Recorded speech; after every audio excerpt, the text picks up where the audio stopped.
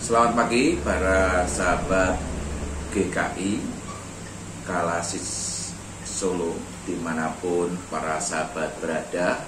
Kiranya cinta kasih Tuhan senantiasa hadir di dalam kehidupan kita semuanya. Para sahabat yang dikasih Tuhan, kehidupan manusia itu dinamis. Kita tahu mengalami pasang surut, naik turun. Kita kadangkala mengalami sukacita, kita kadangkala mengalami duka cita, kadangkala kita mengalami keberhasilan.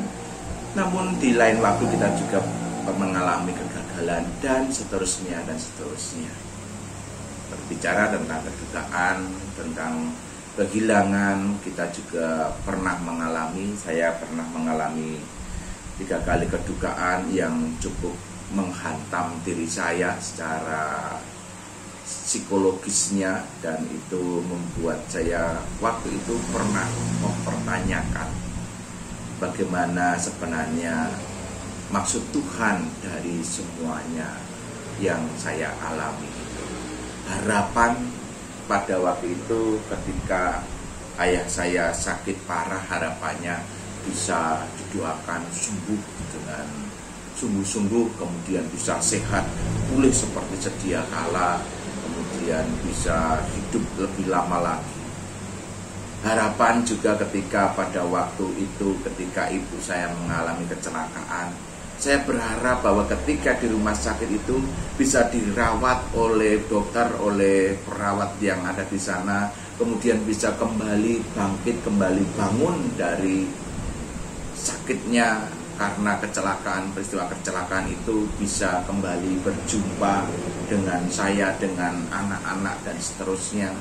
Pengharapan untuk memiliki sebuah keluarga, istilahnya masih memiliki orang tua yang utuh, itu muncul pada saat itu.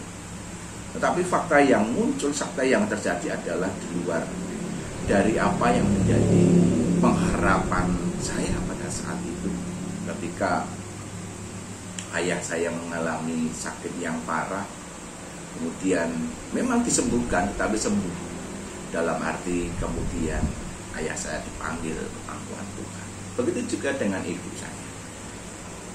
Itu pun juga disembuhkan secara total, tapi hal yang sama, disembuhkan dengan cara dipanggil ke pangkuan Tuhan.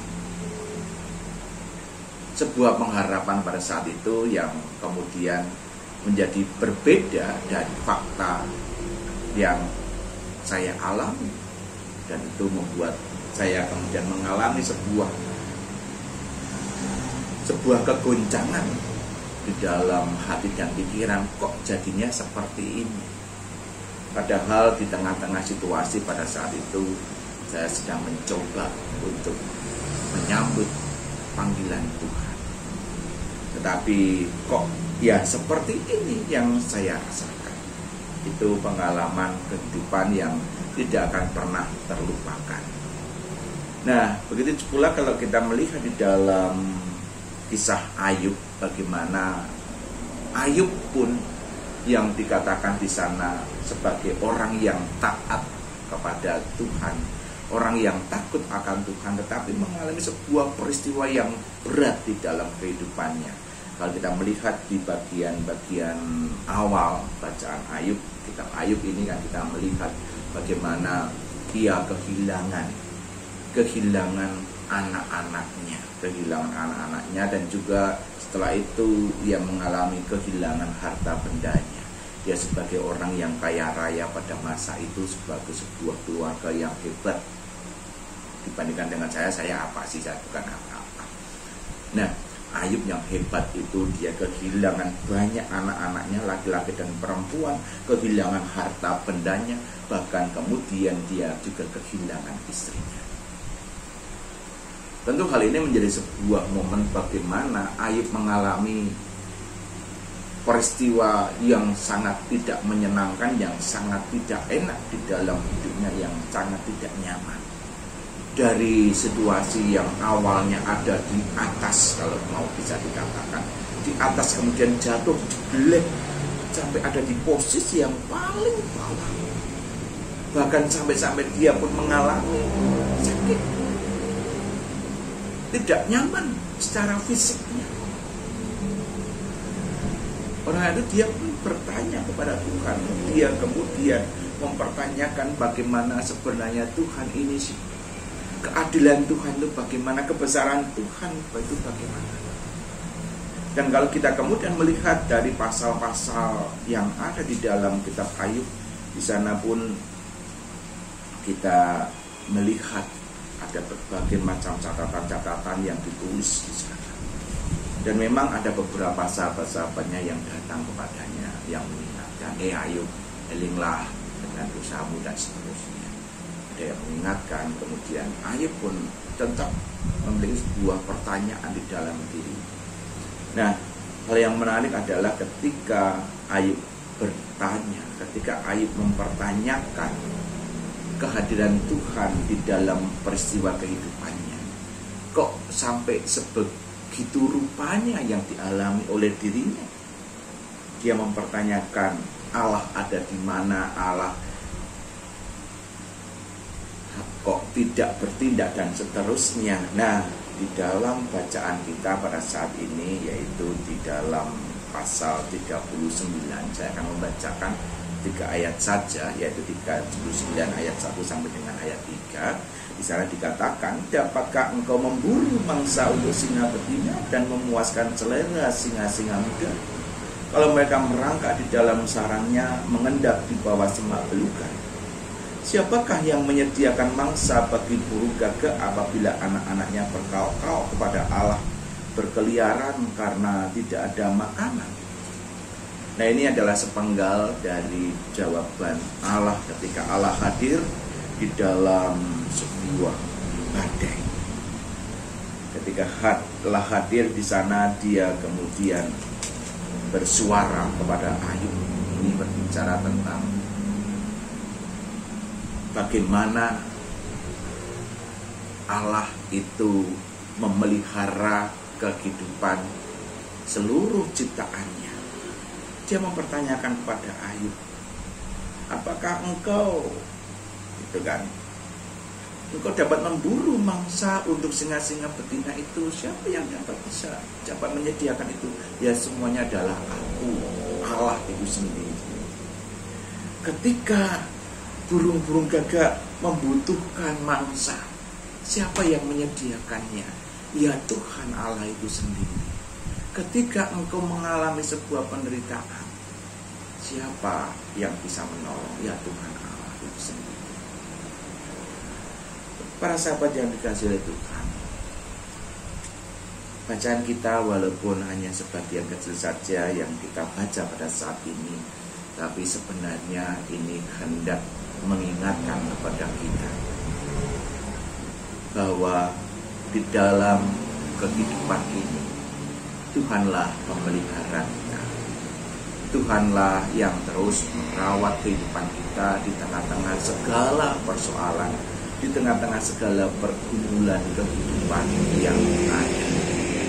Singa dirawat, gagak dirawat, kemudian kambing gunung pun dibantu untuk bisa beranak, atau juga rusa-rusa. Wah, di sini kalau kita baca di ayat-ayat berikutnya, banyak hal yang disampaikan oleh Tuhan berkaitan dengan binatang-binatang liar itu. Mereka binatang-binatang liar saja dipelihara di dalam kehidupan mereka, di dalam kehidupan mereka yang secara prinsipnya mereka tidak memiliki akal, mereka tidak memiliki pemikiran seperti manusia. Nah, lebih-lebih sebagai manusia, Ayub itu pasti akan dipelihara, Ayub pasti akan dirawat. Yang paling penting adalah bagaimana melihat segala persoalan, segala pergumulan itu ada maksud apa, ada makna yang tersembunyi, yang sesungguhnya perlu kita cari, yang sesungguhnya perlu kita maknai dalam kehidupan ini. Peristiwa duka yang saya alami beberapa kali pada waktu itu tidak masih dalam proses kependetaan ini semakin menguatkan saya ketika saya berjumpa dengan peristiwa duka, ketika saya berjumpa dengan peristiwa kehilangan yang dialami oleh orang-orang di sekitar saya. Tuhan semakin memampukan saya untuk bisa memiliki rasa empati yang lebih, untuk bisa terus memiliki memiliki kekuatan batin ketika menghadapi kehilangan, ketika menghadapi kedukaan. Dan dari peristiwa duka itu juga kemudian mengingatkan bahwa semuanya di dalam dunia itu tidak ada hal yang abadi, tidak ada hal yang sepanjang masa di dalam kehidupan manusia. Semuanya akan berlalu, semuanya akan pergi di dalam kehidupan manusia. Tergantung waktunya itu kapan, itu Tuhan yang memiliki kuasa. Kapan waktunya Tuhan memberikan, kapan waktunya Tuhan mengambil, kapan waktunya Tuhan menanam, kapan waktunya Tuhan mencabut, kapan waktunya Tuhan memberikan kelahiran, kapan waktunya Tuhan memberikan kematian. Semua ada di dalam rancangan Tuhan. Semua ada di dalam pengawasan Tuhan, ada di dalam pemeliharaan Tuhan. Ini yang terus perlu kita hayati di dalam kehidupan ini.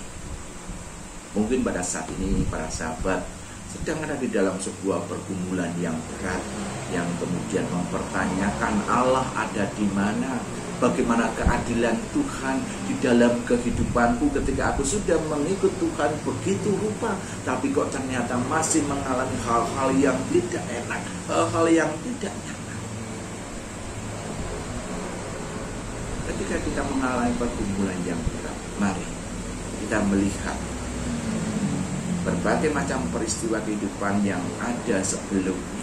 Bagaimana Tuhan memelihara kita, bagaimana Tuhan mencukupkan kita, Tuhan menolong kita.